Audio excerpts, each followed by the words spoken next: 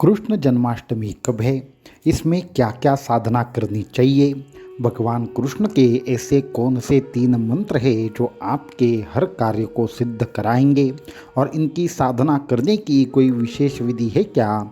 आदि तमाम विषयों के ऊपर आपको महत्वपूर्ण हम जानकारी देंगे।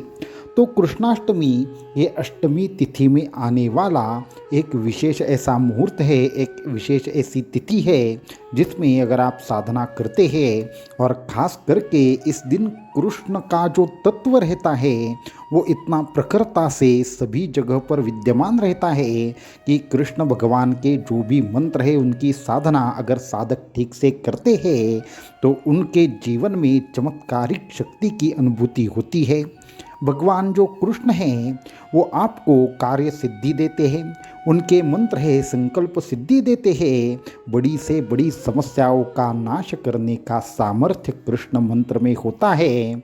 इसलिए साधकों को सबसे पहले कृष्ण भगवान की जो भी साधना है उनको समझना होगा और उस दिन से केवल भगवान कृष्ण की ही साधना साधकों ने अगर करते हैं तो उनको उसकी विशेष फल की अनुभूति होती है, क्योंकि हर समय हमारे यहाँ पे जितनी भी तिथियाँ हो, जितने भी मुहूर्त हो, उस हर मुहूर्त में विशेष प्रकार के तत्व की निर्मिति हमारे संपूर्ण संसार में होती है। इसलिए जब कृष्ण पक्ष कहते हैं या कृष्ण अष्टमी कहते हैं तो बहुत सारे लोगों के मन में ये आता है कि उस दिन हम कोई भी उपासना करें तो चलेगा, लेकिन ऐसा नहीं है। आपको असल में लाभ चाहिए तो आपको क्या करना होगा? उसी तत्व की साधना करनी होगी जिस तत्व की शक्ति उस वक्त हमारे संपूर्ण संसार में विद्यमान है। तो इसलिए कृष्णाष्टमी पर आपको भगवान कृष्ण की ही कुछ विशेष साधनाएं करनी होती है, जिसकी वजह से इस संसार में उपस्थित जो कृष्ण तत्व है उस कृष्ण तत्व की आपके ऊपर संपूर्ण कृपा हो जाए और आपको संपूर्ण उसका समाधान प्राप्त हो। तो अभी महत्वपूर्ण प्रश्न ये है कि जन्माष्टमी हो या कृष्णाष्टमी हो, इसे कब मनाना है? तो 26 तारीख को 26 अगस्त 2024 को आपको ये जो पर्व है वह मनाना है, क्योंकि इसकी जो तिथि की शुरुआत है वो 25 तारीख को रात को 3:39 पर हो रही है और इसकी समाप्ति 26 तारीख को यानी कि सोमवार के दिन रात 2:19 पर होगी। अर्थात आपके पास केवल एक ही दिन है, वो दिन है सोमवार का दिन, जहाँ पे आप असल में साधना कर सकते हैं। तो यहाँ पे कौन सी साधनाएं करनी है, इसका विधि क्या है, ये भी हम बताना चाहेंगे। तो सबसे पहले आपको करना ये है, आपके घर में हर किसी के घर में पूजा गृह में बालकृष्ण जी की एक मूर्ति अवश्य होती है। अगर आपके पास वो मूर्ति नहीं है तो कृष्ण यंत्र लेकर भी आप साधना कर सकते हैं।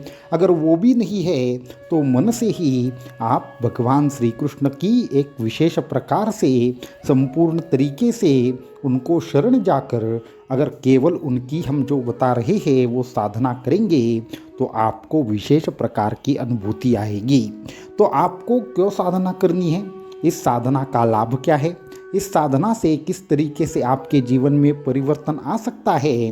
तो परमात्मा श्री कृष्ण हैं, उनकी साधना से हमारे अनेक प्रकार के बिगड़े हुए काम अपने आप ठीक होते हैं। हमारी अनेक जो इच्छाएं हो, हमारे जो कार्यों में आने वाली अड़चनें हो, उसका भी नाश अपने आप होता है। इसके साथ में भगवान श्री कृष्ण के जो मंत्र है वो सभी प्रकार के दुखों से मुक्त करने वाले हैं।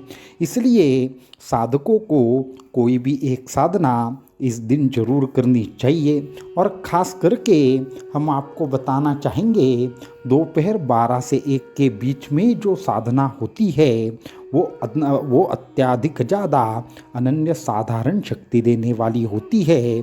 इसलिए आपको क्या करना है, इस समय साधना करने की एक तरीके से प्रयत्न करना है। लेकिन अगर इस समय आप साधना ना कर पाए तो आप अन्य किसी समय में भी साधना कर सकते हैं, लेकिन इस दिन आप साधना जरूर करें। तो साधना का जो संपूर्ण विधि है वो हम आगे बताएंगे, लेकिन कौन सी साधनाएं आप कर सकते हैं ये अभी हम बताना चाहेंगे। तो तो सबसे पहली साधना जो हर कोई साधक अपने आप आराम से कर सकता है वो साधना है, तो आप कृष्ण अष्टक की पाठ करते हुए, जी माफ़ करें, कृष्ण अष्टक का पाठ करते हुए बाल कृष्ण की जो आपके पास मूर्ति है उसके ऊपर आप पंचामृत से अभिषेक कर सकते हैं या दुग्धाभिषेक कर सकते हैं। इसके साथ में जो कृष्ण जी का अत्यंत पवित्र और सिद्ध ऐसा मंत्र है उसका कम से कम 11 माला जाप करते हुए आप कृष्ण मूर्ति पर या फिर बालकृष्ण जी की मूर्ति के ऊपर आप पंचामृत से अभिषेक कर सकते हैं। ये जो अत्यंत दिव्य ऐसा मंत्र है वो है क्लेश नाशक कृष्ण मंत्र, यानी कि कृष्णाय वासुदेवाय हरये परमात्मने। ये जो मंत्र है इस मंत्र का आपको कम से कम 11 माला पाठ करना है और ये पाठ करते हुए आप अभिषेक करेंगे तो इसके माध्यम से घर में शांतिमय वातावरण की निर्मित होगी। साथ में सभी प्रकार की नकारात्मक ऊर्जा, घर के झगड़े, घर में होने वाली एक तरीके से अशांतता का अपने आप नाश होगा। इस मंत्र के माध्यम से तो इतनी प्रखर शक्ति की निर्मित होती है कि घर में जो तैयार होने वाली निगेटिव ऊर्जा हो या ग्रह दोष हो उनका भी नाश अपने आप हो जाता है। ऐसी इस मंत्र की महिमा है।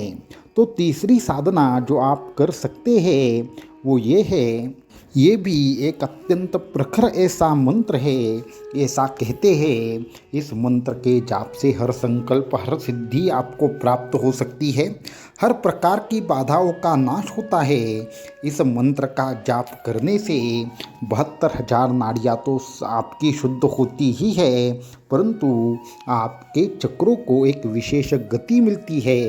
ये जो मंत्र है वो मंत्र है ओम नमो भगवते वासुदेवाय नमः। तो इन 3 उपासनाओं में से कोई भी उपासना करने के लिए ज़्यादा से ज़्यादा आपको 20 मिनट से 45 मिनट का समय लगेगा। इन सभी मंत्रों की उपासना कैसे करनी है, इसका विधि क्या है, इसका साहित्य क्या है, आदि तमाम बातें आपको बहुत ही जल्द अन्य एक वीडियो के माध्यम से हम बताएंगे। लेकिन अगर आप इनमें से कौन सी साधना के बारे में जानना चाहते हैं ये हमें इस वीडियो के डिस्क्रिप्शन में जो भी व्हाट्सएप नंबर दिया है उसके ऊपर बताएं या वीडियो में कमेंट करके ये ज़रूर बताएं कि आपको कौन सी उपासना के बारे में जानना है। अवधूत चिंतन श्री गुरुदेव दत्त।